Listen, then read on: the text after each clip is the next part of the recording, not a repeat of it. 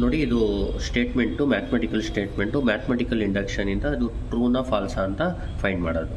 ಈ ಸ್ಟೇಟ್ಮೆಂಟ್ ಬರ್ಕೊಳ್ಳಿ. P of N 1 + 2 + 3 + n × n + 1/2.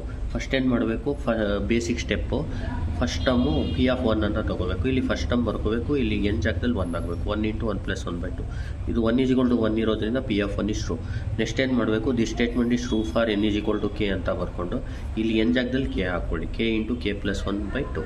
ಆಮೇಲೆ ಏನು ಮಾಡಬೇಕು, P of k + 1 is true ಅಂತ ಪ್ರೂವ್ ಮಾಡೋಕ್ಕೆ ಇಲ್ಲೇನು ಮಾಡಬೇಕು, ಈ ಕೆ ರಿಪ್ಲೇಸ್ ಬೈ k + 1 ಮಾಡಿ ಏನು ಬರುತ್ತೆ ಕೆ ರಿಪ್ಲೇಸ್ ಬೈ k + 1 ಆದಮೇಲೆ ಮಾಡಿದ್ಮೇಲೆ ಲಾಸ್ಟ್ ಟರ್ಮ್ಗೆ ಅದೇನು ಬರುತ್ತೆ ಅದನ್ನ ಲೆಫ್ಟಲ್ಲೂ ಆ್ಯಡ್ ಮಾಡಬೇಕು, ರೈಟಲ್ಲೂ ಆ್ಯಡ್ ಮಾಡಬೇಕು.